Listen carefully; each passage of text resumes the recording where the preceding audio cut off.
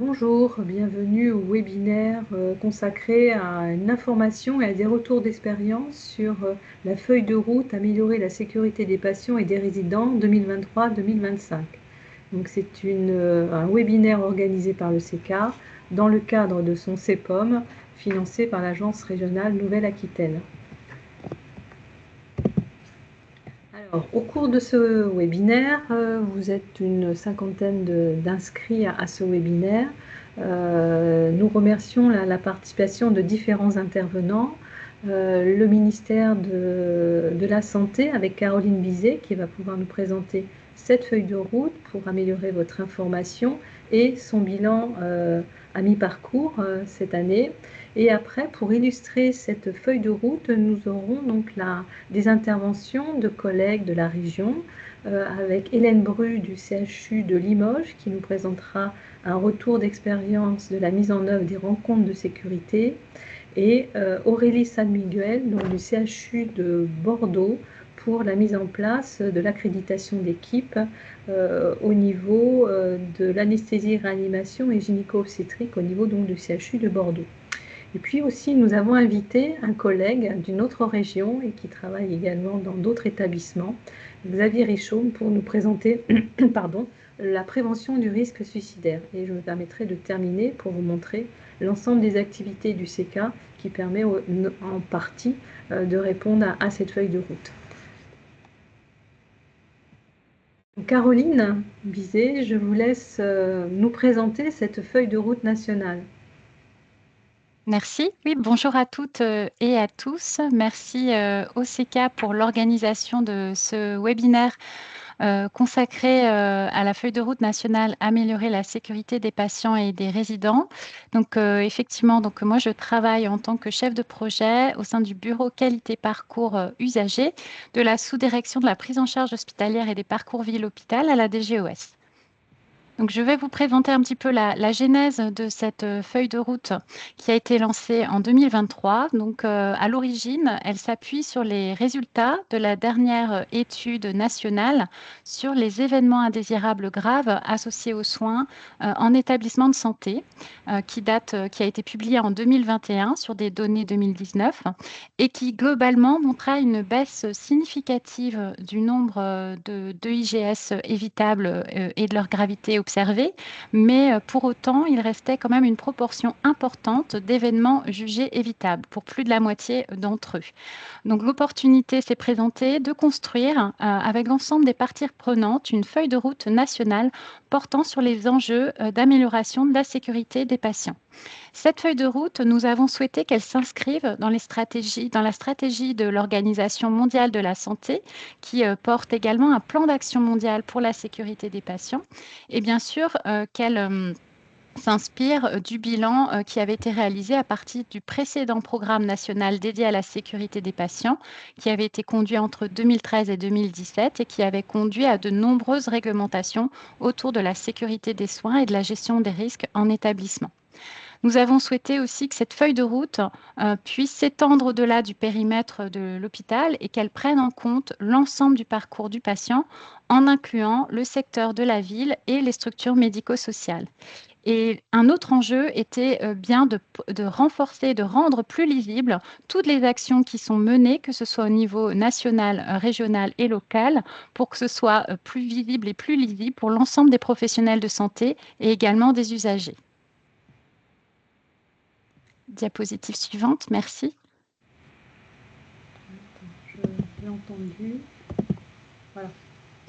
Alors, l'objectif qui est conduit qui est ciblé par cette feuille de route, il est bien évidemment de développer cette culture sécurité donc dans l'ensemble du système de santé, donc dans les trois secteurs de l'offre de soins, sanitaire, médico-social et en ville, en associant plus largement l'ensemble des usagers et des professionnels de santé. Et la finalité, c'est bien de réduire les événements indésirables évitables. Donc, cette feuille de route, elle est pilotée par la DGOS, mais elle s'appuie sur un comité de pilotage qui rassemble l'ensemble des parties prenantes, donc toutes les institutions, agences professionnelles et usagers concernés par la sécurité des patients et des résidents. Et nous avons aussi la chance de nous appuyer sur des coordonnateurs sur l'ensemble des axes de cette feuille de route, qui sont notamment des directions d'administration centrale, donc avec la DGOS, la DGS, mais des institutions comme la HAS, la FORAP, France Asso Santé, l'Association française des directeurs de soins et des représentants d'ARS. Donc cette feuille de route, elle a été lancée en 2023 et à l'occasion de la semaine sécurité des patients 2024, nous avons pu faire un premier bilan que je vais vous présenter. Et les actions, nous souhaitons les décliner jusqu'en 2025, voire au-delà, puisque pour pérenniser cette culture sécurité, il faudra forcément décliner encore plus toutes les actions qui seront menées.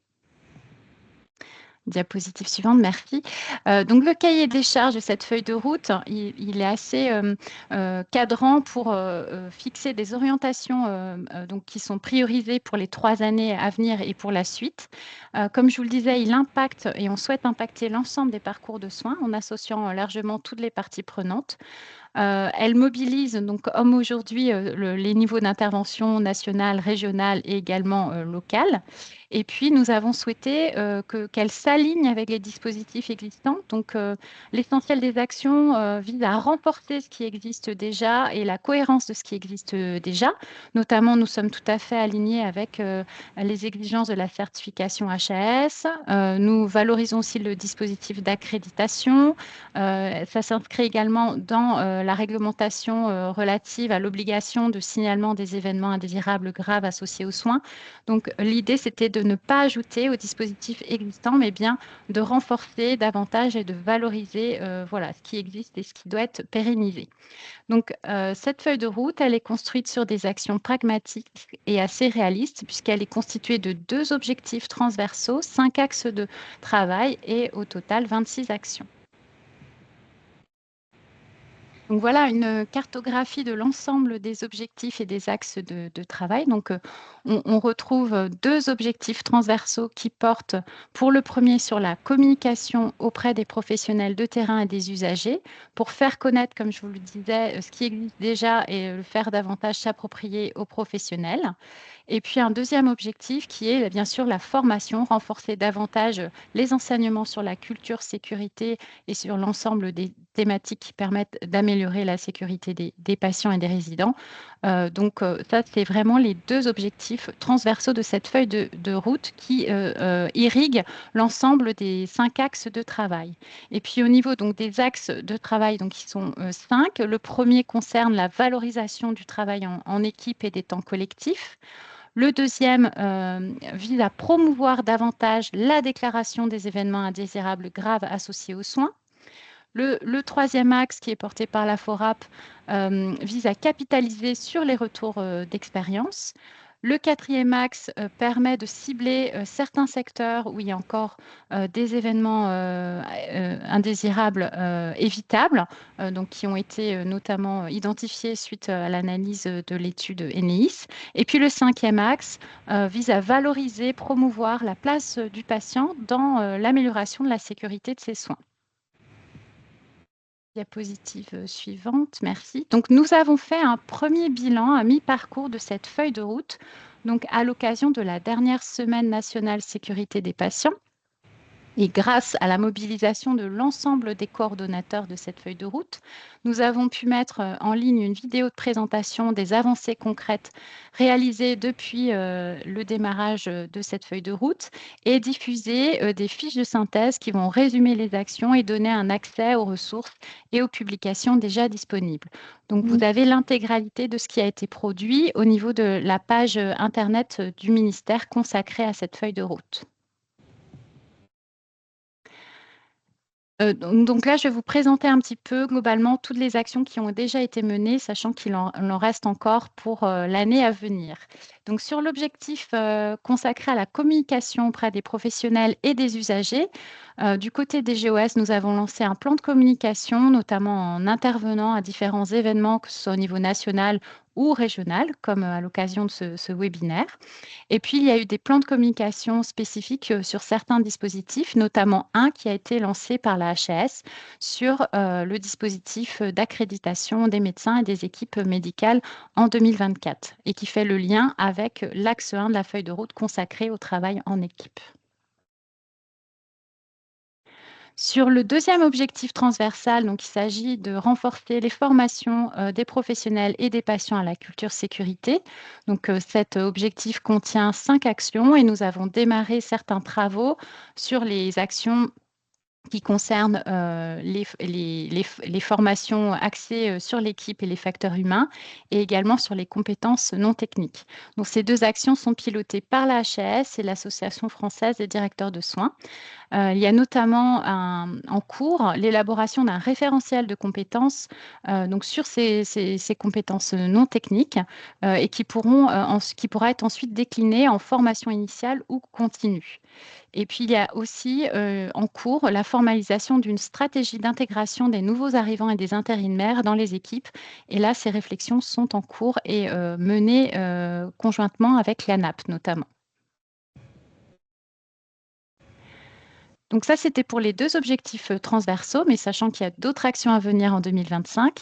Et puis là, je vais vous présenter brièvement les actions qui sont menées sur les 5 axes de travail.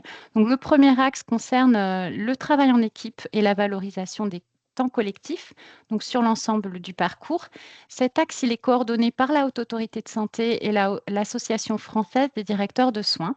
Et donc vous avez ensuite donc, ce qui a été mené jusqu'ici. Donc, tout d'abord, la promotion du programme PACT, le programme d'amélioration des conditions de travail en équipe, puisqu'il y a eu des sessions de sensibilisation au ressources management santé avec des modules d'animation qui ont été déployés.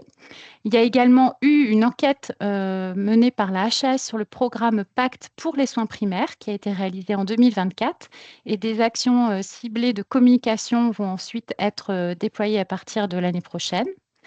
Il y a également eu des renforcements entre les passerelles de certains dispositifs de l'accréditation des médecins et des équipes avec la certification des établissements de santé, avec des critères qui ont été renforcés, et également des liens avec la certification périodique des professionnels de santé. La HAS a également mis en place une labellisation des travaux réalisés par les organismes agréés à partir des événements indésirables associés aux soins déclarés dans le dispositif d'accréditation. Ensuite, il y a eu une sensibilisation des élèves managers hospitaliers au niveau de l'EHESP aux rencontres sécurité. Donc, vous aurez un exemple qui va vous être présenté par la suite. Et des retours d'expérience de ces élèves directeurs de soins va être organisé à la fin de l'année. Et puis, nous avons également promu la réalisation d'un challenge patient qui était piloté par la HAS et l'IFEP, qui a été lancé pour valoriser des projets sur l'implication des patients dans leur propre sécurité. Et donc, 3 équipes de professionnels ont été récompensées lors de la Semaine nationale de la sécurité des patients au ministère de la Santé. Donc là, je vous ai mis voilà, une illustration de cet événement avec le programme et donc 3 équipes qui ont été récompensées. Et nous souhaitons réitérer ce challenge qui a été fortement apprécié des équipes et de l'ensemble des parties prenantes. L'axe 2 consiste à promouvoir la déclaration des événements indésirables graves associés aux soins. Cet axe est coordonné par la Direction générale de la santé et également par l'ARS Bourgogne-Franche-Comté. Donc bien évidemment, il s'agit de faire en sorte d'aider à la déclaration, promouvoir cette déclaration et la notion de culture non punitive de l'erreur, de culture juste. Et certaines actions ont déjà été menées, comme la mise en place d'aides pour le remplissage des formulaires EIGS en ligne sur le portail de signalement. Donc, les travaux devraient aboutir d'ici la fin de l'année. Le développement d'un programme de e-learning qui a été proposé par l'ARS Auvergne-Rhône-Alpes pour la gestion des événements indésirables graves associés aux soins. Donc, cet e-learning est accessible aux autres ARS ainsi qu'aux professionnels de santé. Et puis, la DGS va également procéder au recensement de tous les outils qui existent pour faciliter la déclaration de ces EIGS et va les mettre à disposition prochainement pour assurer une meilleure diffusion de l'ensemble de ces supports auprès des professionnels. L'axe 3 donc, vise à améliorer la capitalisation sur les retours d'expérience. Donc cet axe est coordonné par la FORAP. Certaines actions ont déjà été engagées depuis 2023, notamment des réunions annuelles qui sont consacrées au retour d'expérience, donc au niveau national, et qui sont conjointement organisées par la HAS, le ministère et la FORAP, et qui sont à destination des ARS. L'idée, c'est vraiment de partager les pratiques pour développer de façon collective cette culture sécurité sur l'ensemble du territoire. Donc, on a eu déjà une première réunion le 8 octobre dernier. Dans cet axe 3, on a aussi le déploiement du challenge qui est porté par la FORAP sur les événements indésirables associés aux soins. Donc, ce challenge, il est déjà existant depuis 2021. Il y a eu beaucoup d'équipes inscrites et beaucoup de retours d'expérience déjà réalisés. Et donc, l'idée, c'est de maintenir ce challenge et une nouvelle édition est prévue l'année prochaine. Et puis, 2 enquêtes sont prévues et seront portées par la FORAP pour 2025 et 2026. L'une consacrée à l'évaluation de la fonction de la coordination de la gestion des risques en établissement de santé et l'autre, une enquête qui permettra de faire l'état des lieux sur les retours d'expérience et la culture de sécurité en soins de ville. L'axe 4 permet en fait de cibler certains secteurs où il y a encore une incidence élevée en termes d'événements indésirables associés aux soins évitables. Donc cet axe est coordonné par la DGOS. Par exemple, dans les actions menées, nous avons appuyé la promotion de la nouvelle politique adapter la checklist au bloc opératoire pour mieux l'adopter, qui est pilotée par la HAS. Il y a également eu une analyse par la HAS des déclarations d'EIGS en soins critiques avec la publication de 4 flashs sécurité patient consacrés pour renforcer la sécurité des soins dans ces secteurs. Il y a également eu la réalisation d'une campagne d'accompagnement de l'assurance maladie dans les établissements de santé sur la qualité de la lettre de liaison à la sortie des patients. Donc, un bilan va être vient d'être communiqué, pardon. Et puis, au niveau de la DGOS, nous avons lancé un groupe de travail composé d'experts et de professionnels sur la prévention du risque suicidaire avec pour objectif d'élaborer une grille de sécurisation de l'environnement mobilier immobilier qui sera prochainement disponible d'ici 2025. Et enfin, sur l'axe 5, qui vise à promouvoir la place du patient, du résident et de ses proches pour améliorer la sécurité des soins. Donc, l'axe coordonné par France Asso Santé et le REVA de la Nouvelle-Aquitaine. Certaines actions ont déjà été lancées, comme la promotion de Mon Espace Santé pour encourager la participation active des patients. Et puis, dans les actions aussi qui ont déjà été initiées, l'intégration du récit du patient dans l'analyse des événements indésirables associés aux soins, en complément de ce qui est fait par les professionnels. Et c'est un objectif qui avait été notamment partagé lors d'un webinaire national organisé par la FORAP pendant la semaine sécurité patient. D'autres actions, bien sûr, comme je vous le disais, sont à venir pour 2025 et les coordonnateurs d'axes sont déjà mobilisés et vont mettre en œuvre ce qui reste à faire dans cette feuille de route. Mais en tout cas, en synthèse, ce premier bilan a permis de partager un cap commun qui vraiment s'appuie aussi sur la mobilisation des coordonnateurs de cette feuille de route et du comité de pilotage. Donc, on a pu voir que des actions ont pu être initiées dans chacun des objectifs transversaux et des axes de travail, ce qui est plutôt encourageant. Mais bien sûr, il reste des efforts à poursuivre pour pérenniser cette culture sécurité. Donc, voilà. Donc, après 2025, il y aura sans doute d'autres actions à mener. Merci beaucoup. Merci, Caroline. Avons-nous des questions? Je regarde. Si nous avons déjà des questions, on pourrait répondre au fil de l'eau. Non, pas pour l'instant. Donc, vous avez la possibilité de poser vos questions dans l'onglet questions-réponses. Donc, n'hésitez pas à nous les faire parvenir. Donc, merci. Je pense que c'était important de promouvoir, d'informer, de réinformer l'ensemble des professionnels sur cette feuille de route et de soutenir et de promouvoir toutes ces actions au niveau de nos régions. Je vous propose maintenant d'illustrer cette feuille de route par des retours d'expérience.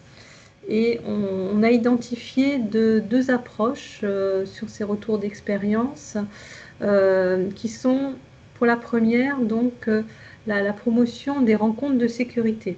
Donc les rencontres de sécurité, c'est une approche qui a été proposée par la Haute Autorité de Santé maintenant il y a plusieurs années, qui fait la promotion donc d'un travail en proximité entre la direction et les équipes dans les services.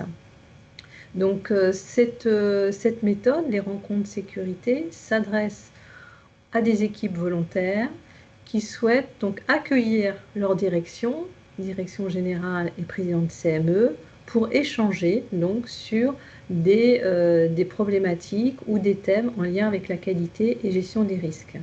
Donc c'est une méthode où il y a donc une démarche proposée de préparation, de déroulement de visite et puis surtout d'identification d'actions et d'engagement des différentes parties. Donc il nous semblait intéressant de vous la présenter et de demander à Madame Brune, donc directeur qualité du CHU de Limoges, de nous présenter la mise en œuvre des rencontres de sécurité dans son établissement. Bonjour à tous. Donc, effectivement, je vais vous présenter la mise en œuvre des rencontres de sécurité au sein du CHU de Limoges.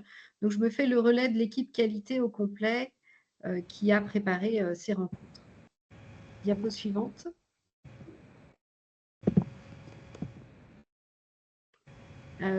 Diapo suivante. Donc, déjà, des éléments de contexte.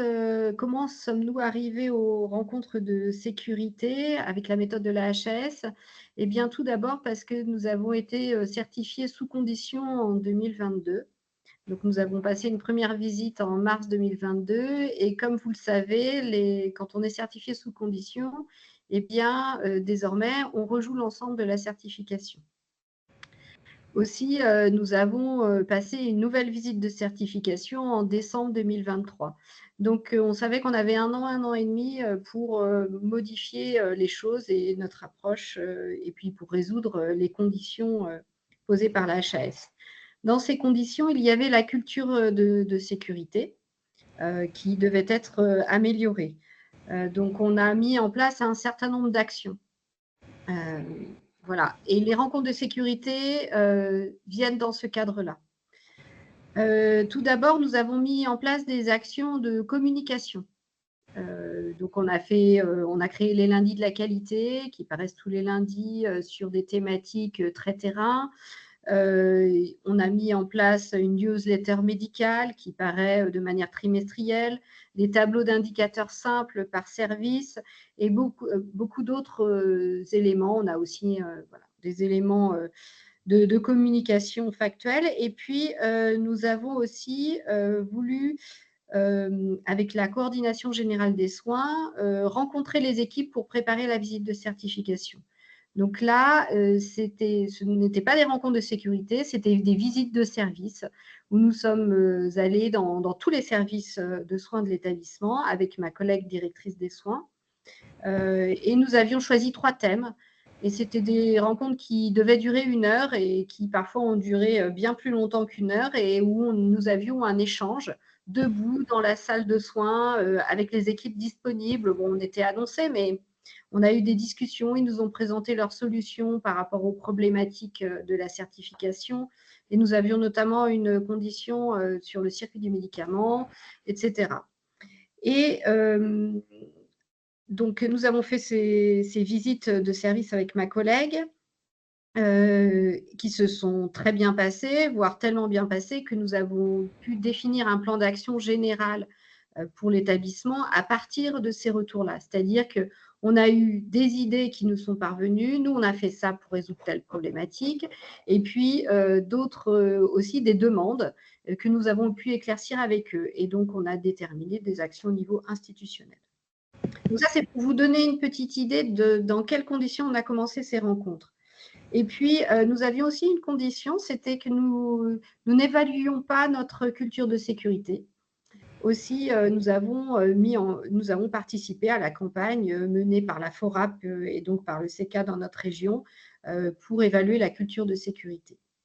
Et après, on s'est dit, mais qu'est-ce qu'on va faire de ça? Parce que donc on a 8 évaluations, on a 8 collectifs, donc 7 services et un collectif interservice avec 4 services qui étaient… donc le 8e collectif, c'est un parcours complet où 4 services interviennent. Et donc, nous avons fait ces évaluations. Nous avons largement dépassé les 60% de participants dans les 8 collectifs, donc données exploitables. Donc, on a rencontré les collectifs, on a déterminé des plans d'action, on les a revus 3 mois après, mais là, on s'est dit, il nous manque quelque chose. Et en discutant avec le CECA, qui nous a accompagnés pour préparer notre seconde visite de certification, ils nous ont proposé les rencontres de sécurité. Et c'est vrai que fort de toute cette expérience et notamment de ces visites de service avec la coordination générale des soins, on s'est dit mais pourquoi pas. Et du coup, on est parti sur les rencontres de sécurité. Diapo suivante, s'il vous plaît. Donc le contexte est important. Très bien. Donc peut-être… Voilà. Donc, le contexte était vraiment important. Donc, le CECA nous a présenté la méthode et notamment a présenté la méthode à la directrice générale et à la présidente de CME, puisque c'est elle qui organise ces rencontres. Et ça nous a permis de réfléchir. Ensuite, on a eu un second échange avec le CECA et puis là, il y a eu une décision conjointe de la gouvernance de pouvoir rentrer dans les rencontres. Donc là, a commencé la préparation pratico-pratique et nous avons fait des présentations institutionnelles dans nos instances pour annoncer cette méthodologie, sachant que nous avons suivi exactement la méthodologie de la HAS. Il y a un petit recto verso qui résume ça très bien. Et donc, voilà, on a suivi, on a même choisi des questions au verso de la fiche HAS. C'est synthétique, enfin voilà, c'est très bien. Donc, on l'a annoncé aussi à l'encadrement médical et paramédical des 8 collectifs. Tous étaient partants. Donc là, je vous ai remis les collectifs qui ont participé, donc les soins palliatifs, la chirurgie pédiatrique, la rhumatologie, la médecine interne et le post-urgence gériatrique, la chirurgie ambulatoire, la partie scanner et IRM de l'imagerie, la neurologie et l'urologie.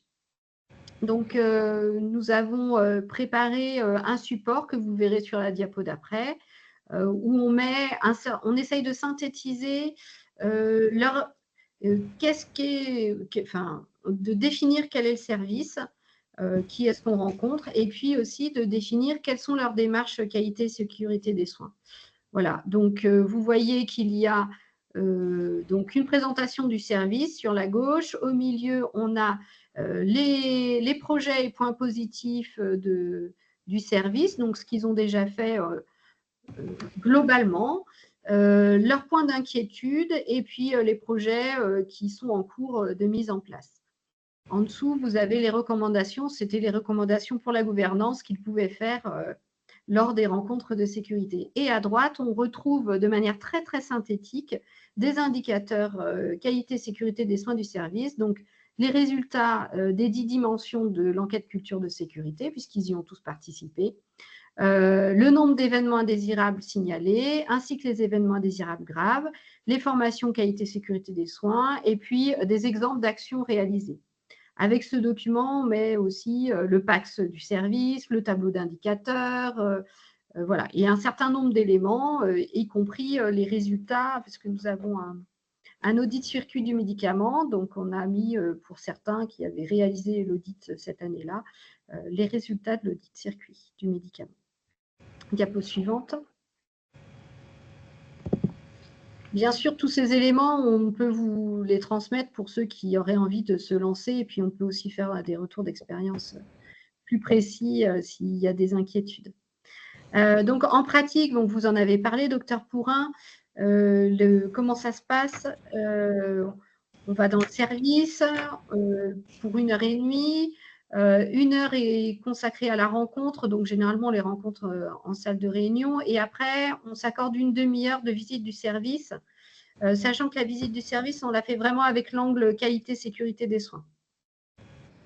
Bien sûr, c'est dans le service que ça se passe, et les pilotes, c'est la directrice générale et la PCME quand elle peut se rendre disponible. Les participants, c'est toute l'équipe du collectif.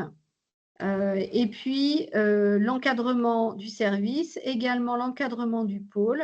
Et puis, nous avons un conseiller, un référent qualité affecté au pôle, voilà, qui sont présents, ainsi que moi-même et ma collègue coordinatrice générale des soins, qui est directrice des soins. Donc là, je vous ai mis des exemples, des photos, parce que ça s'est toujours très bien passé. On en a fait 7 sur 8 pour l'instant. La prochaine a lieu là, dans les semaines qui viennent.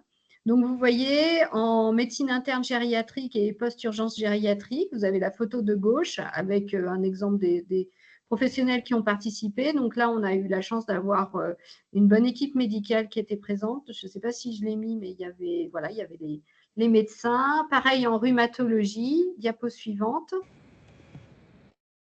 Là, en neurologie également, mais il n'y avait pas toute l'équipe parce que comme c'était la première équipe rencontrée, on a fait la photo au cours de la visite et une partie de l'équipe était partie. L'imagerie scanner et puis l'urologie. À chaque fois, en fait, les équipes se sont énormément préparées à cette rencontre. On a notamment voilà, des équipes qui, certes, nous ont super bien accueillis avec les petits gâteaux, etc., mais surtout ont préparé les échanges. Et ils avaient préparé leur discours, de quoi on veut parler avec la directrice générale et la présidente de CME, quels sont les sujets qui nous tiennent à cœur. Il y a même un service qui a préparé un diaporama parce qu'ils tenaient voilà, à présenter leur service et puis aussi à parler de leurs problématiques. Diapo suivante. Donc, je vous ai mis les points positifs parce que alors, autant vous dire qu'il y a plus d'avantages que de désavantages à faire ces rencontres de sécurité. Les avantages, c'est que c'est des échanges directs entre gouvernance et équipe. Et dans un établissement aussi important que le nôtre, où il y a plus de 6000 agents, c'est très important pour la directrice générale de pouvoir dialoguer et d'avoir un temps privilégié sur la sécurité des soins avec des équipes bien précises. Donc, surtout les équipes ont pu valoriser ce qu'ils faisaient. Pour ceux qui ont une démarche de CREX, pour ceux qui ont amélioré leur évaluation circuit du médicament, pour le projet hôpital de jour en soins palliatifs, la mise en place des checklists en imagerie. L'IRM a mis aussi tout un système avec des livrets, mais aussi des visuels d'accueil des enfants. Et puis voilà, un certain nombre de projets, pareil, il y a un projet d'extension du plateau de chirurgie ambulatoire qui intégrera bientôt les endoscopies. Ce sont aussi beaucoup de retours positifs des participants parce que c'est vrai que la direction générale et la présidente de CME, enfin voilà, elles souhaitent toutes les deux communiquer en direct et puis voilà, être transparent sur les difficultés de chacun. Donc, visite des locaux sous l'angle sécurité et on a découvert des choses, des choses qui avaient été aménagées par les équipes pour la sécurité des soins, mais aussi des difficultés, par exemple, dans des locaux un peu vétustes. On a beaucoup échangé aussi sur la qualité de vie au travail et des risques professionnels, mais je le mettrai aussi dans les points, dans les défauts de ces rencontres, c'est que les professionnels vont très vite switcher sur leurs difficultés personnelles qui parfois se regroupent avec les difficultés, la sécurité des patients, mais pas toujours. Et puis, bien sûr, on a identifié beaucoup d'actions d'amélioration, des choses très simples comme des choses qui peuvent prendre beaucoup plus de temps. Donc, voilà, j'ai mis quelques exemples. Certains services que l'on a rencontrés n'ont pas de CREX. Il y a des sujets de synchronisation des temps médicaux et paramédicaux. Voilà, par exemple, en imagerie, on n'a toujours pas la prescription informatisée, connectée avec des champs bloquants. Donc, ça, c'est quelque chose à mettre en place. Et puis, il y a d'autres exemples. Diapo suivante, s'il vous plaît. Donc, les points d'attention, j'ai parlé des problématiques, on va vite sur la qualité de vie au travail, sujet qui les inquiète. Voilà, donc on a parlé des effectifs, de la violence des usagers, voilà, on a parlé aussi du circuit de signalement des événements indésirables où il y a un souhait de simplification, notamment de la fiche. Mais bon, ça rejoint quand même le sujet de la sécurité des usagers. La difficulté d'avoir tous les acteurs au même moment, donc c'est impossible de rencontrer un service entier, ce qui est normal puisque certains ne sont pas présents. Et puis, la PCME a du mal à se rendre disponible.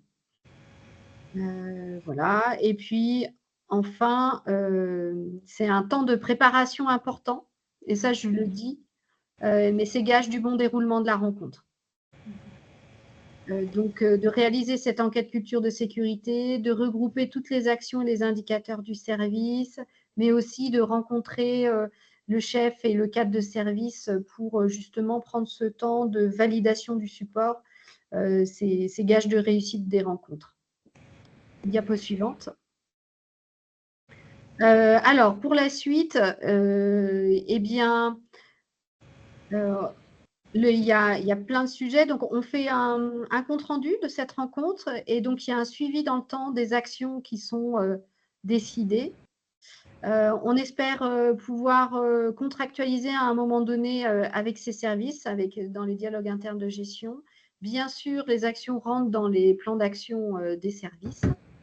Nous allons renouveler donc l'année prochaine ces rencontres de sécurité avec les 6 collectifs qu'on a engagés cette année et qui viennent de terminer l'enquête culture de sécurité. Et puis, on va aussi le proposer à d'autres équipes transversales. Nous souhaitons, par exemple, échanger sur le thème de l'identitovigilance, l'hémovigilance, la lutte contre la douleur ou, par exemple, aussi le risque infectieux, pouvoir rencontrer les référents hygiène sur le même modèle. Donc, on va se lancer l'année prochaine là-dessus, c'est validé.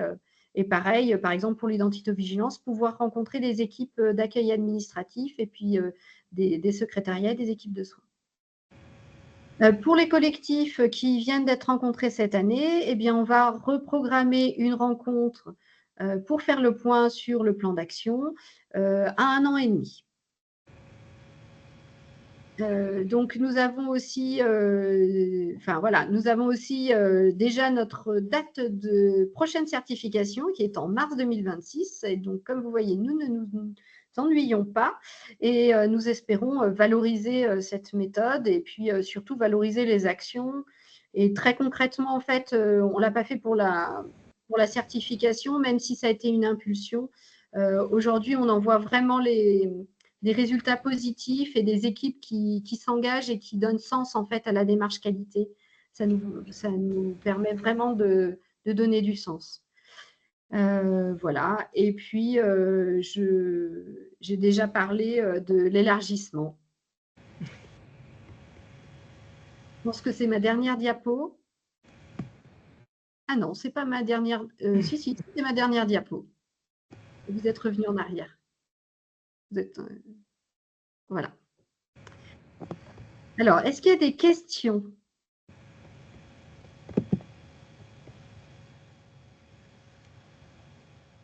Est-ce que des participants ont déjà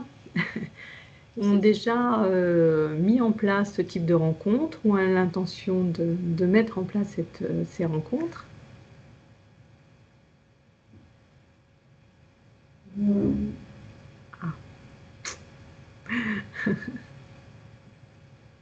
Donc, au niveau du CK, on a quelques établissements qui commencent à nous contacter hein, pour les aider, pour les informer.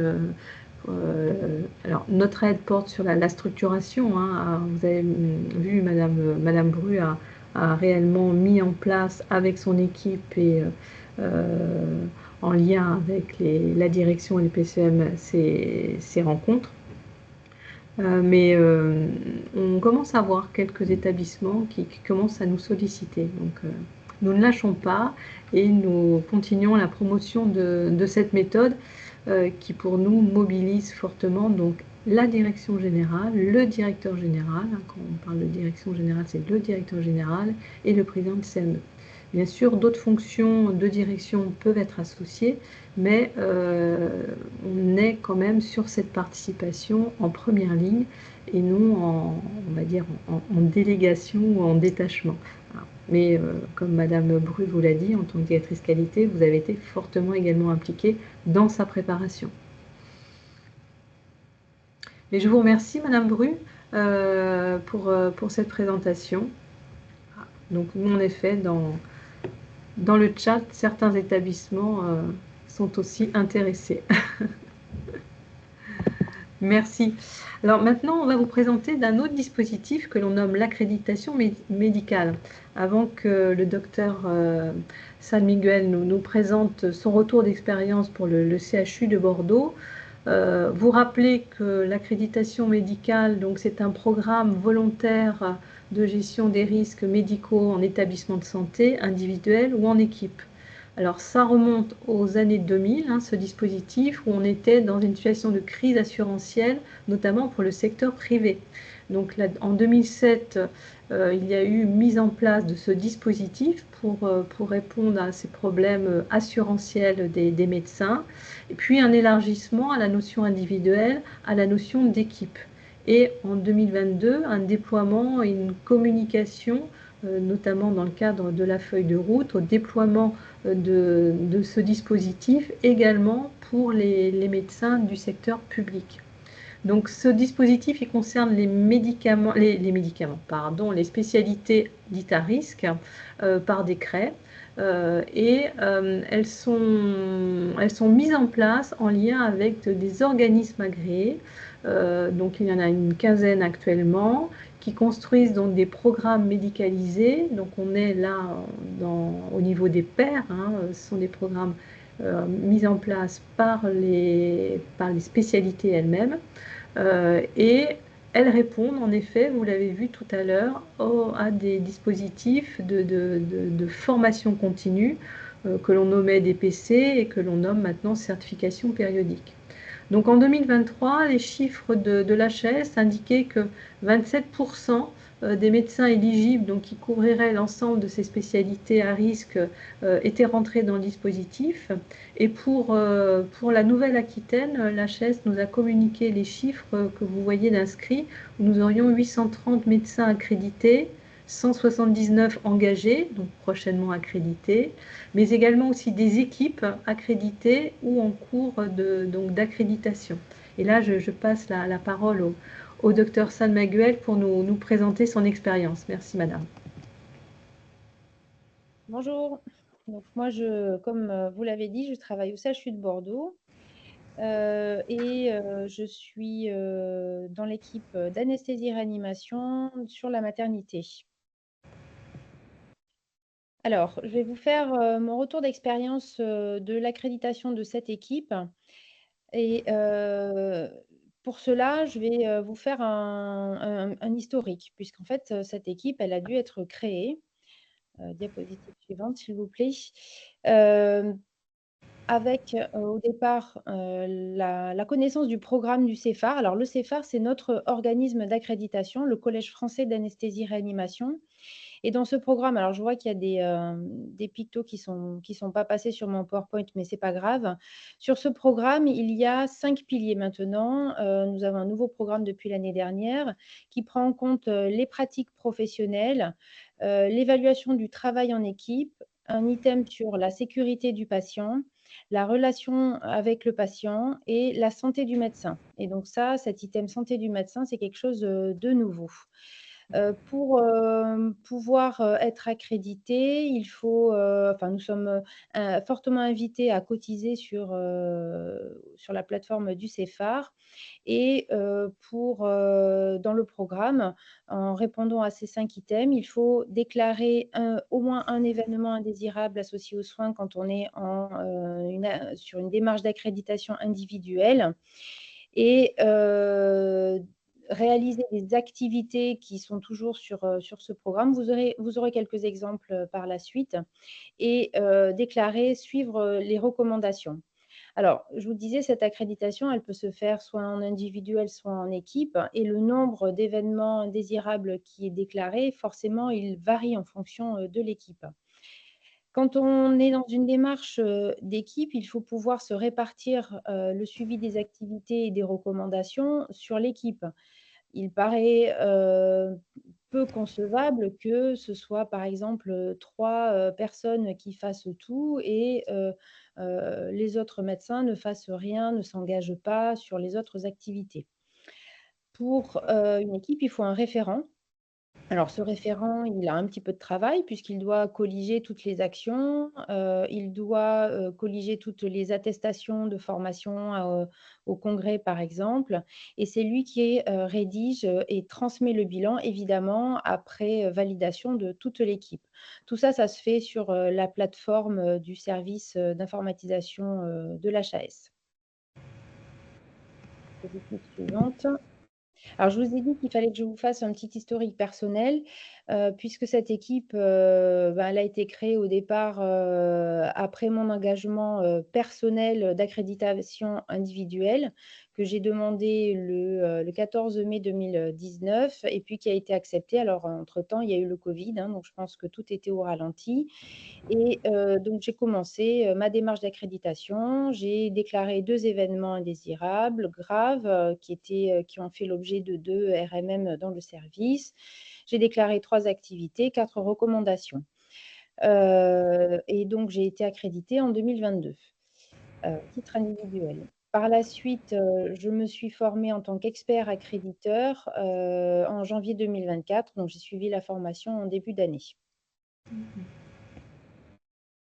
Alors, pour, la création de l'équipe, alors au départ, nous étions 2. Donc dans l'équipe, j'ai un collègue qui a à peu près, les mêmes thématiques que moi, la même vision de la culture sécurité que moi, donc c'était plutôt facile, de lui en parler et de le convaincre de s'engager lui aussi.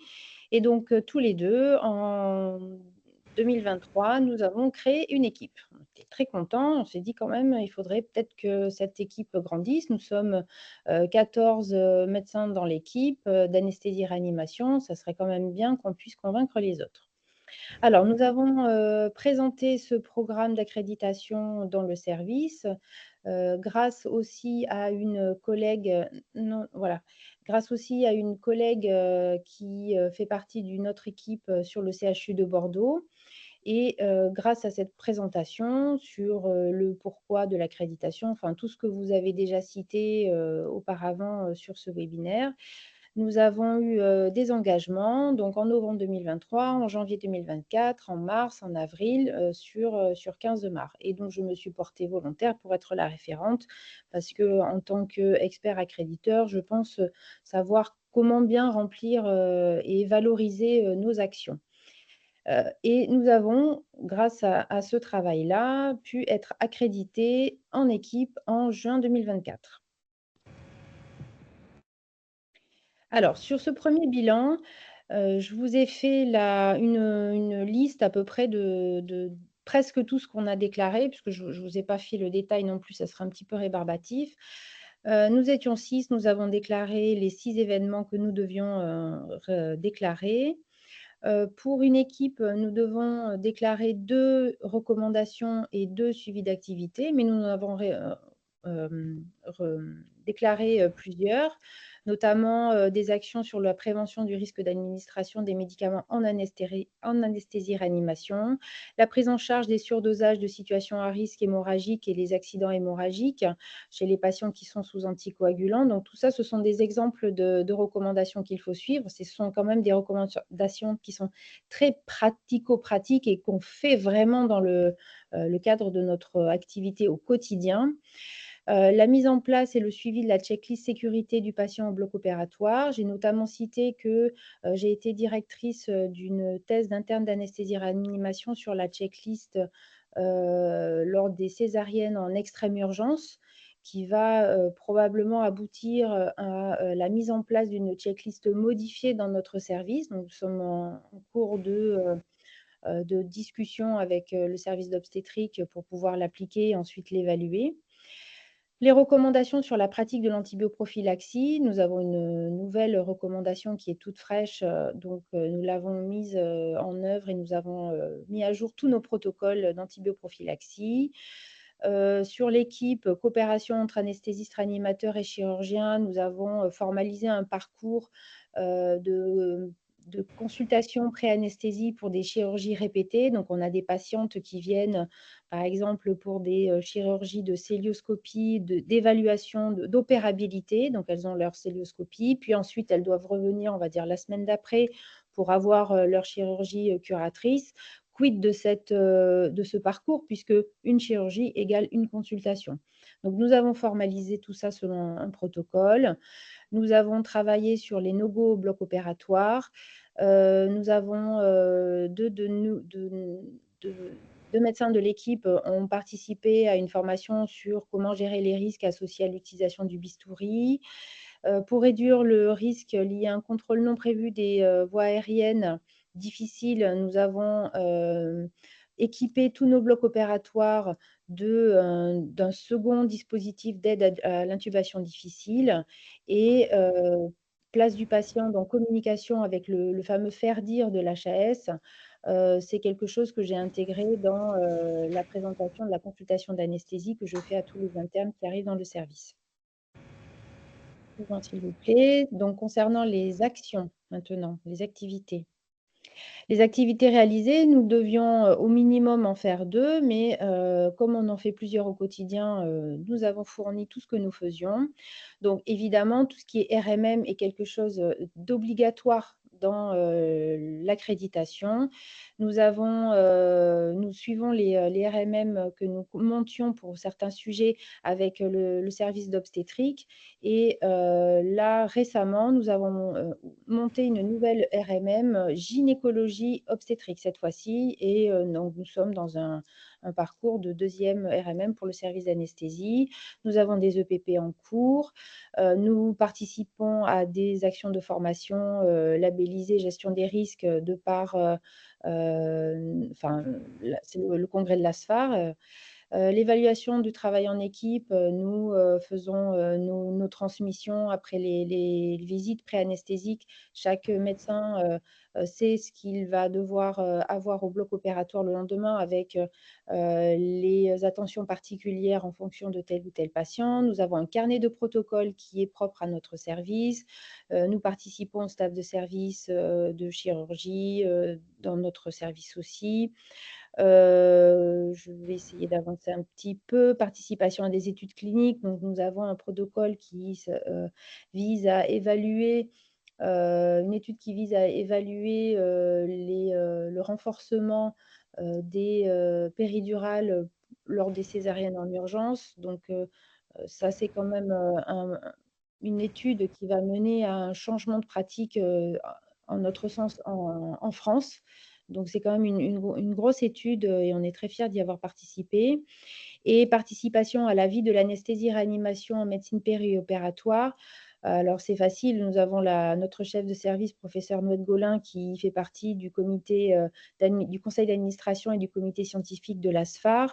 Moi, je fais partie du comité d'analyse et maîtrise des risques de l'ASFAR. Je suis donc aussi experte. Nous participons évidemment à l'enseignement de nos internes d'anesthésie et réanimation, mais aussi via la simulation, puisque mon collègue, le docteur Clerget et moi-même sommes formateurs en simulation et ça fait partie de beaucoup de notre, enfin, on va dire de 20% de notre activité clinique au quotidien. Et nous avons pris connaissance de l'évaluation de l'expérience du patient. Donc en fait, ce sont des choses que nous faisons au quotidien qui nous permettent d'être valorisés dans ce système d'accréditation.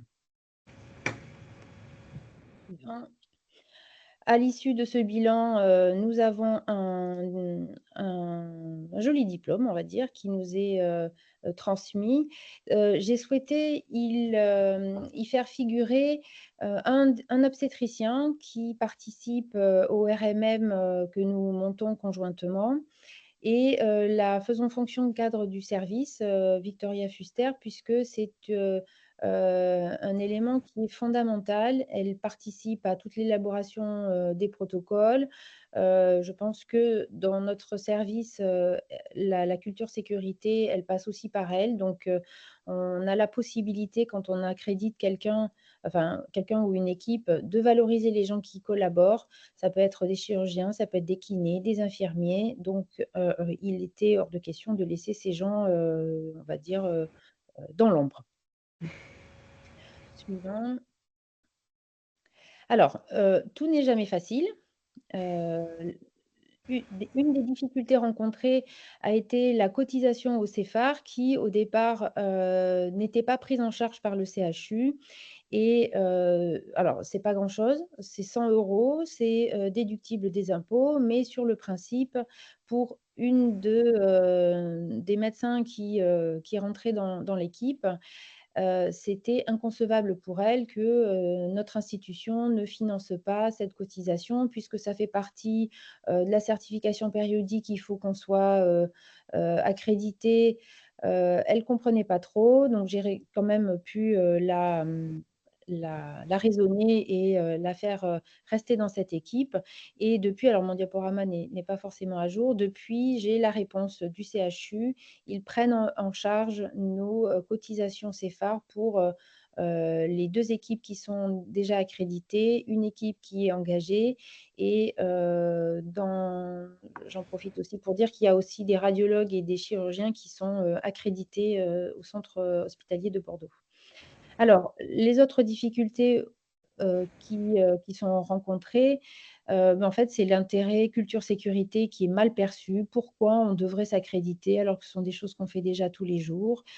Et l'investissement, dans une équipe, il est pas toujours, équivalent en fonction des gens. On a des gens qui viennent, mais ça c'est partout pareil, hein, qui viennent travailler et puis qui en font pas plus, mais je parle sans langue de bois. Donc c'est difficile de faire rentrer dans une dynamique d'équipe d'accréditation toutes les personnes qui travaillent avec nous. Mais c'est pas un combat qui est vain selon moi. Je pense, pouvoir, en, persuader, quelques autres. Suivant s'il vous plaît. Donc pour 2024, ce que, je vous dis, c'est que voilà, on a le nouveau programme qui est mis derrière. Nous en sommes à peu près, là sur notre planning de bilan et mes objectifs entre aujourd'hui et mars 2025, c'est d'intégrer d'autres médecins anesthésistes dans l'équipe. Je vais retourner les voir, je vais retourner leur expliquer que, ce qu'ils font, c'est très bien et qu'ils méritent d'être valorisés. Voudrais aussi intégrer d'autres gynécologues obstétriciens, notamment, la gynécologue avec qui, nous avons monté la RMM gynécologie obstétrique, pour pouvoir y mentionner, cette RMM, les autres PP que nous avons, mis en place, toutes les formations qui ont été aussi, mises en place, par le biais de la certification de notre institution, les formations avec les référents checklist sécurité patient, toutes les actions qui ont été menées grâce aussi à la certification, tout ça, ça mérite d'être mentionné, et valorisé. Voilà et je pense que c'était donc ma dernière, diapositive, et je vous remercie de votre attention. Merci, docteur San Miguel. Avez-vous des questions par rapport à ce retour d'expérience, cette dynamique d'équipe et ce maillage que vous avez pu faire entre tous les dispositifs, tous les projets, et de démontrer qu'en effet, c'est la valorisation de votre activité et la mise en commun de tous ces projets entre vous. Donc ce n'est pas un dispositif supplémentaire, mais bien un dispositif qui met en synergie l'ensemble de vos activités. Voilà et il faut un référent, motivé.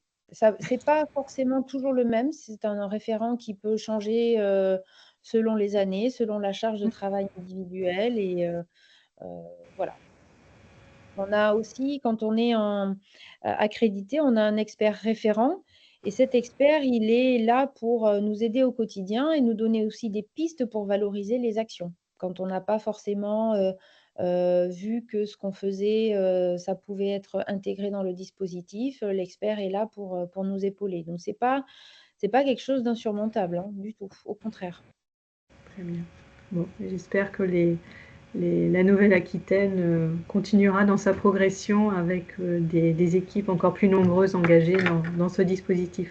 Merci beaucoup, madame. Je pense de plus en plus, hein, parce que quand on regarde les chiffres de l'HAS, il y a Oui, une inscription exponentielle de ce dispositif. très bien. Merci beaucoup, madame. Alors, dernière intervention. On va un petit peu déborder le temps du webinaire, je m'en excuse, mais nous accueillons maintenant notre collègue Xavier Richaume qui va nous présenter les travaux en lien avec la prévention du risque suicidaire. À toi, Xavier. Oui, je vais essayer de rattraper un peu le temps, tout en passant quand même les bons messages. Merci en tout cas de votre invitation.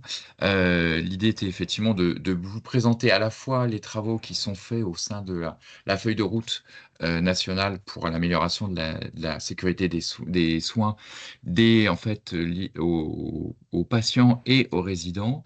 Et vous savez que vous avez vu que dans, l'axe 4 et l'action 4, en fait, on a, justement la prévention des actes suicidaires. Alors les axes, oui, oui, oui, non, non, vous pouvez passer, en fait, à la diapo suivante. Le suicide, pourquoi en fait effectivement le suicide a été, ajouté, dans cette feuille de route? Tout simplement parce qu'en fait de 2 choses. Un, c'est fréquent et c'est beaucoup plus fréquent qu'on ne pense.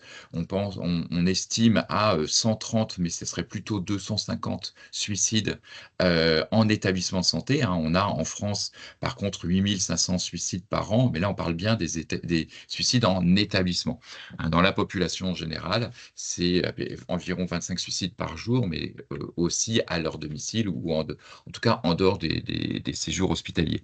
C'est environ 200 000 tentatives de suicide aussi qui ont lieu en France par an. Ça place la France plutôt dans un peloton de queue en termes des préventions du risque, en tout cas en termes de nombre de suicides et donc de prévention du risque suicidaire. En établissement, c'est vrai que c'est un peu plus difficile de suivre, les suicides parce qu'on n'a pas de registre national, contrairement à d'autres pays, hein, comme les pays scandinaves, qui suivent, eux, effectivement, les suicides et tentatives de suicide. On sait par contre que c'est la première cause de déclaration des événements indésirables. Environ un événement indésirable grave associé aux soins, un événement indésirable sur 5, hein, qui est déclaré dans le cadre du signalement national des événements indésirables graves associés aux soins, c'est un suicide ou une tentative de suicide avec des effets graves, c'est-à-dire mise en jeu du pronostic vital ou des séquelles fonctionnelles importantes. Ça concerne en grande majorité les établissements sanitaires, mais on voit aussi que les établissements médico-sociaux, ce ne sont pas en reste, c'est environ 15%, hein, c'est-à-dire un suicide déclaré sur 6 qui est aussi dans le secteur médico-social. Une chose aussi importante à retenir, c'est que ça ne concerne pas que les établissements, psychiatriques. Les établissements psychiatriques, vous voyez là, c'est 57%. En fonction des années, ça va être, effectivement, ça va osciller entre 57 et 46%, mais ça veut dire aussi qu'entre 25 et 35% des suicides surviennent en établissements de médecine, chirurgie obstétrique, des établissements qui sont encore moins préparés à prévenir les suicides et encore moins à gérer l'après. Donc c'est une véritable problématique, qui concerne tout le monde. Ça survient plutôt la nuit, mais effectivement, quand on regarde la base des signalements des événements indésirables, eh bien, ça ne survient pas forcément plus le week-end ou les jours fériés. En tout cas, ce n'est pas significatif dans les périodes qui ont été, étudiées. Qu'est-ce qu'on retrouve aussi comme facteur contributif? Bien sûr, le contexte pathologique, donc les pathologies psychiatriques sous-jacentes, effectivement, notamment la pathologie, la dépression, va être un élément, un facteur contributif, effectivement, de survenue du geste suicidaire. Ça, c'est effectivement quelque chose qu'on comprend aisément, mais aussi d'autres pathologies, comme effectivement les pathologies, notamment avec des pronostics vitaux lourds, ou soit parce qu'effectivement le pronostic vital est très réservé, comme les pathologies cancéreuses, ou les pathologies aussi chroniques, l'annonce d'une pathologie chronique, avec notamment, par exemple, l'insuffisance rénale, avec la nécessité d'avoir à revenir très régulièrement à l'hôpital. Là aussi, on sait que ce sont des facteurs qui peuvent favoriser la survenue d'un geste suicidaire. Et ce qu'on oublie aussi souvent, on va le revoir dans l'analyse systémique de ces situations, eh bien, on va retrouver aussi assez fréquemment aussi une situation clinique particulière, souvent un isolement social, mais aussi un appel, une situation de judiciarisation, un cas de divorce. Tout ça, ce sont des facteurs qui doivent être repérés, qui sont souvent mal repérés, mal identifiés, ou en tout cas, quand ils sont identifiés, sont pas forcément partagés avec l'équipe médicale, et du coup, on se retrouve effectivement avec des situations où il n'y a pas eu forcément mise en place de mesures de prévention et d'accompagnement du patient. Dans l'analyse systémique, les acteurs eux-mêmes qui ont fait l'analyse estiment que ce geste est évitable. Certains, d'ailleurs, dans les pays anglo-saxons, appellent le suicide justement un never event, un événement qui ne devrait jamais arriver. Pourquoi il ne devrait jamais arriver, en tout cas en établissement de santé ou en établissement médico-social? Parce qu'en fait, on sait exactement comment ça va survenir. On sait que c'est lié à des causes organisationnelles et des causes de défaillance humaine qui font qu'on ne va pas réussir à empêcher le geste suicidaire. Et effectivement, c'est quand on connaît l'organisation, quand on connaît la défaillance humaine, on est censé pouvoir la prévenir. Et c'est en ça qu'effectivement, on considère que c'est un geste qui est évitable. Hein, on doit lutter contre une idée reçue qui fait penser que le suicide est quelque chose d'inévitable, qu'un patient qui voudrait se suicider arrivera à se suicider. Ben non, pas forcément en établissement de santé. Ça, il faut vraiment lutter contre ça. Il faut lutter contre l'idée que ça puisse du raptus suicidaire. Le raptus suicidaire, dans la vie d'un psychiatre, ça arrive une seule fois dans sa vie. C'est quelque chose de rarissime. Donc, c'est 61%, et on sait que ce chiffre-là est très largement sous-estimé, puisque on sait aussi que la qualité des analyses systémiques liées à l'analyse d'un suicide est difficile et n'est pas de forcément bonne qualité. Les modalités, c'est essentiellement la pendaison, pardon, c'est plus de la moitié, et puis sinon la chute d'une grande hauteur, qui sont les modalités les plus fréquentes. On voit qu'effectivement l'intoxication médicamenteuse est plus rare, puisque effectivement c'est quelque chose qu'on va pouvoir un peu mieux surveiller et prévenir. Et puis de façon très anecdotique, des armes à feu, mais ça c'est quelque chose effectivement complètement anecdotique. En tout cas en établissement de santé. Pour prendre la diapo suivante. Très rapidement, la Haute Autorité de Santé a fait des analyses systémiques qui ont été réalisées à la suite du signalement de 795 actes suicidaires en utilisant une grille alarme. Et on retrouve un certain nombre de facteurs contributifs qu'on retrouve de façon assez régulière. Sans surprise, bien sûr, des facteurs liés au patient, liés au contexte pathologique, à la situation clinique, hein, je disais tout à l'heure, et puis à la situation sociale aussi, qu'on a tendance à largement sous-estimer. Ce qu'on retrouve aussi, c'est des absences ou une mauvaise formation à l'évaluation du risque. On sait que la formation des nouveaux infirmiers en termes de psychiatrie est un peu laissée pour compte. On n'a plus d'infirmiers en psychiatrie, et donc effectivement, et on voit que dans le cursus de formation, là, on a probablement un défaut sur la formation sur l'évaluation du risque. On va retrouver aussi le soutien aux professionnels seconde victime. Hein, alors, c'est pas que après le suicide, c'est après tout événement indésirable, mais particulièrement après un suicide, la postvention collective est souvent défaillante. On va retrouver aussi un facteur qui est relativement fréquent, qui est largement probablement sous-estimé dans cette étude, c'est celle du partage de l'évaluation. Souvent, dans l'équipe, un des professionnels avait l'information que le patient avait l'intention de se suicider, intention clairement exprimée, avec en plus les modalités d'exécution. Cette information, quand on va faire l'analyse, on va la retrouver au sein de l'équipe. Une personne, 2 personnes l'avaient, mais cette information n'avait pas forcément été partagée avec l'ensemble de l'équipe. Et donc, du coup, les mesures qui permettraient de prévenir ce risque suicidaire n'ont pas forcément été mises en œuvre. On voit que l'évaluation du risque, la surveillance du risque ont souvent été défaillantes, mais on verra que l'évaluation du risque est difficile. Les outils en même temps pour l'évaluer, le risque, ne sont pas forcément très performants, notamment le score RUD est un très mauvais outil en tout cas en termes de prédiction.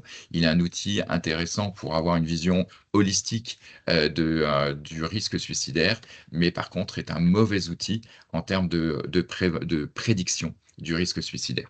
Et puis, on ne peut pas demander non plus à une équipe de surveiller H24 un patient à risque. Ça serait illusoire de penser que la simple surveillance serait un dispositif qui permettrait d'empêcher tout risque suicidaire. On va retrouver de façon plus importante la sécurisation de l'environnement. On a les moyens de pouvoir empêcher un suicide, c'est-à-dire en empêchant le patient d'avoir accès à des moyens létaux. Et là, on voit bien que la sécurité de l'environnement va rentrer en ligne de compte de façon importante. Et là, encore une fois, je pense que c'est largement sous-estimé au regard d'autres analyses qu'on a pu faire sur des suicides plus récents avec des méthodologies d'analyse plus poussées. La pénurie de personnel, la culture du risque, la prévention du risque, la politique de prévention, l'absence de politique de prévention du risque suicidaire dans un établissement sont des facteurs institutionnels qui contribuent aussi à la survenue justement de suicides ou de gestes suicidaires dans un établissement. Alors une fois qu'on a fait cette analyse, c'est la diapo suivante, l'idée c'est de se dire est-ce qu'on peut réellement tendre vers 0 suicide? Il y a des établissements qui l'ont fait, il y a des États qui l'ont fait au Canada, l'Ontario, le Québec ont mis en place des politiques zéro suicide sur l'ensemble d'un État. Les hôpitaux des vétérans américains aux États-Unis ont mis en place aussi des politiques zéro suicide et ils arrivent à des résultats qui ne sont pas complètement zéro suicide, mais qui permettent d'avoir une diminution très, très, très significative du nombre de gestes suicidaires de l'ordre de plus de 80%, et ça obtenu en moins de 2 ans. Et surtout, ce qui est intéressant, c'est que ce sont des effets qui sont durables dans le temps.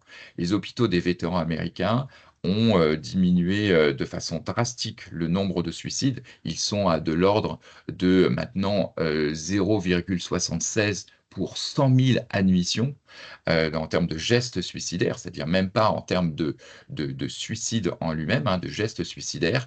Donc c'est un score qui est très proche de 0, et ça, depuis 7 ans d'affilée, ils ont bien réussi à mettre en œuvre cette politique et à la maintenir.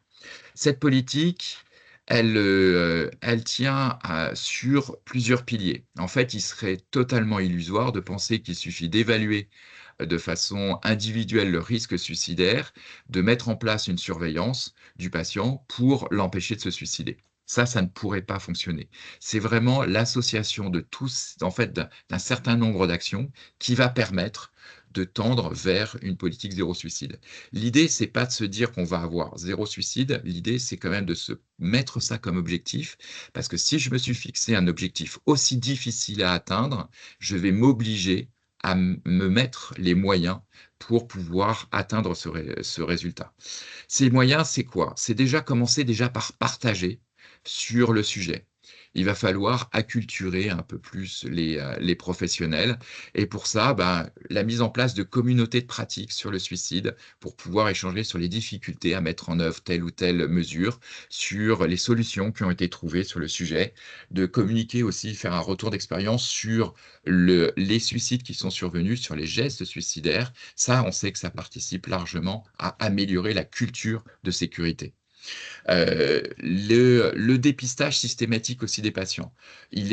On entend souvent des équipes qui nous disent « Ah ben oui, moi bien sûr, je fais une RUD, hein, donc l'outil habituel pour évaluer le risque suicidaire, mais je ne le fais pas à tous les patients, je le fais aux patients à risque. » Mais comment peut-on savoir qu'un patient à risque si je ne l'ai pas évalué auparavant? Donc, l'idée, c'est plutôt de développer un dépistage systématique avec 3-4 questions simples et surtout de lutter contre l'idée reçue que parler du suicide à un patient, ça va le faire se suicider. Et ça va sûrement pas lui donner l'idée de se suicider. Je vous garantis qu'un patient qui a envie de se suicider, il ne vous a pas attendu que vous le parliez de suicide pour avoir eu cette envie. Donc, au contraire, le fait d'en parler va peut-être le faire déclencher chez lui l'idée de vouloir vous en parler et donc pour vous de déclencher un certain nombre de mécanismes de prévention. Donc, dépistage systématique, évaluation du risque individuel ou plutôt des besoins en fait individuels de chaque patient, puisqu'on voit que c'est pas que le risque que vous allez évaluer, mais vous allez évaluer aussi sa situation personnelle et donc éventuellement ses besoins. Et surtout, partage de cette évaluation. Encore une fois, et ça c'est le problème aussi des systèmes maintenant d'information, hein, c'est qu'on a des choses qui peuvent être assez cloisonnées. Et on pense, parce que je l'ai inscrit dans le dossier, que tout le monde va avoir accès à cette information. C'est une erreur, c'est effectivement, il faut pouvoir partager aussi, donc remettre aussi, et vous voyez que ça participe de façon assez large à une culture de sécurité de façon plus large. Les réunions de service, les réunions de synthèse, les staffs, ils servent aussi à partager sur ces informations. Et puis au regard de cette évaluation, il faut pouvoir mettre des conduites à tenir précises avec des niveaux particuliers de mesures à mettre en fonction du niveau de sécurité. On va accompagner le plus possible les professionnels sur justement soutien aux professionnels parce que le suicide est quelque chose de bouleversant pour une famille, mais c'est aussi bouleversant pour une équipe parce que le sentiment de culpabilité va être immense après un geste suicidaire. Et bien sûr, on va amener un soutien aussi au patient qui a fait un geste suicidaire, mais qui n'a pas été jusqu'au bout, qu'on a pu récupérer. Et là, pour le coup, on va l'accompagner avec des plans de sécurisation personnalisés, où là, on va l'aider à trouver ses propres ressources, à aller chercher les personnes ressources aussi, et les avoir, en fait, avoir travaillé avec lui sur le geste suicidaire et l'accompagner ensuite sur la suite. Il y a des dispositifs à absolument aussi promouvoir, comme Vigilance, qui est un dispositif qui permet d'accompagner les patients qui ont eu un geste suicidaire et de pouvoir garder le contact. Ils gardent le contact à peu près 6 mois après la sortie de l'établissement. Le 3114 aussi, voilà, sont des dispositifs qui existent au niveau national et qui sont intéressants à promouvoir. Et puis après, il y a beaucoup de formations, beaucoup d'analyses aussi. Il faut analyser les gestes suicidaires et pas que les suicides, mais aussi les tentatives de suicide. Seulement 5% des tentatives de suicide sont réellement analysées. Or, par contre, dans 90% des suicides, on remarque qu'il y avait eu un geste suicidaire dans les semaines qui avaient précédé, une tentative de suicide qui n'était que finalement, permettez-moi l'expression, une répétition générale avant un acte final et terminal. Et donc ça, c'est dommage parce qu'on aurait pu, si on avait fait une analyse systémique avant sur un geste suicidaire, eh bien peut-être identifier un certain nombre de facteurs. Encore faut-il avoir les outils pour pouvoir faire cette analyse, parce qu'il n'est pas question de faire une énorme RMM à chaque geste suicidaire, parce que ça serait beaucoup trop lourd. Mais par contre, et là pour le coup, la FORAP, par exemple, a édité et proposé un outil qui permet de mieux se questionner après un geste suicidaire. Enfin, et je vous le disais, et ça c'est le pilier central, la sécurisation de l'immobilier, empêcher effectivement des points d'ancrage, empêcher finalement toute possibilité de pendaison, empêcher toute possibilité de sauter d'une grande hauteur, faire en sorte qu'on ait du mobilier qui soit plus sécurisé, s'intéresser à la gestion des effets personnels, parce qu'effectivement, plus je limiterai l'accès aux moyens létaux, plus je diminuerai le nombre de suicides. Ça a été largement prouvé scientifiquement. Et les hôpitaux des vétérans américains ont largement contribué effectivement à ça. Ouais, du coup, voilà, ça c'est effectivement une politique générale. Vous dire que ça ne marche pas et qu'on n'arrive pas à le faire, voilà, moi j'ai la chance de diriger médicalement 35 établissements de santé mentale, de m'occuper aussi de la gestion de crise de 135 établissements, et on a pu mettre en place une politique zéro suicide. Une politique zéro suicide, ça repose sur 4 piliers. Je ne vais pas les détailler, hein, ces piliers, vous aurez accès au diaporama, bien évidemment, mais l'idée, c'est de se dire que ça doit être considéré comme toute démarche managériale, et une démarche managériale, ça repose sur 4 piliers, modèle de Shortel. C'est comme une tour Eiffel. Si vous voulez mettre en place une politique aussi ambitieuse que celle de zéro suicide, il faut qu'elle repose sur 4 piliers comme la tour Eiffel. La tour Eiffel, elle a plus de 100 ans. Elle tient parce que justement, elle a 4 piliers. Pas 3, 4. Parce qu'effectivement, si je travaillais que sur un, 2 ou 3 piliers, ben, ma tour Eiffel tiendrait debout, mais au moindre coup de vent, elle basculerait. L'idée, c'est vraiment de travailler sur le côté institutionnel, sur le côté culturel, l'organisation et les outils. Il ne suffit pas juste d'avoir des outils, il faut en fait avoir les 3 autres piliers pour pouvoir travailler sur le sujet. Donc ça doit être une politique vraiment inscrite dans la politique de l'établissement, de se dire, nous nous fixons tous et de façon collective l'objectif zéro suicide, et c'est réalisable. Vous voyez qu'il y a des établissements qui l'ont fait et ça a marché. Ça veut dire après, derrière, travailler sur des formations. J'ai la chance d'avoir à disposition une plateforme de formation et e-learning qui me permet de faire de la formation de masse, mais parce que j'ai beaucoup de monde à former. Quand on a un peu moins de monde, on n'est pas obligé d'avoir ça. Une communauté de pratique pour pouvoir justement travailler sur le sujet et échanger et améliorer la culture de sécurité. Et puis derrière, des référents établissements. J'ai un référent national avec une équipe opérationnelle suicide, entre guillemets, qui est projeté dans les établissements pour aider et accompagner les établissements à faire leur analyse et mettre en place des plans d'action de prévention et de correction des organisations. Et puis après, des outils. Outils de dépistage et d'évaluation. On a modifié le RUD pour avoir des échelles plutôt et des échelles idéatoires, type échelle de Beck, en français, l'échelle de Duché. On a un outil d'aide au questionnement pour les analyses systémiques pour tous les gestes suicidaires, et puis un outil d'audit environnemental, mais je vais en parler dans un instant, puisque cet outil-là, on le construit avec justement le ministère de la Santé dans le cadre de la feuille de route nationale pour la sécurité des patients. Je crois que c'est la diapo suivante. Parce qu'effectivement, la feuille de route et les groupes de travail dont a parlé Caroline Bizet tout à l'heure, l'idée, c'est d'élaborer justement un certain nombre d'outils, de proposer des actions qui permettent en pratique de mettre en place une politique zéro suicide. Je vous l'ai dit, le premier axe, c'est de sécuriser l'environnement. Le deuxième, c'est d'évaluer les besoins individuels de chaque patient. Ensuite, de savoir gérer l'événement. Et enfin, de s'améliorer sans cesse. Finalement, on est sur un PDCA, hein, finalement. On va avoir donc 4 grandes actions qui justement se concrétisent par des livrables qui sont en cours de livraison justement au niveau national.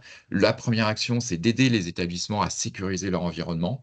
Et là, ce que disait Caroline tout à l'heure, c'est qu'effectivement, on est en train d'élaborer une grille d'évaluation du risque immobilier et mobilier qui pourra intéresser l'ensemble des établissements, pas que de psychiatrie, mais des établissements MCO comme les établissements de SMR et les établissements médico-sociaux.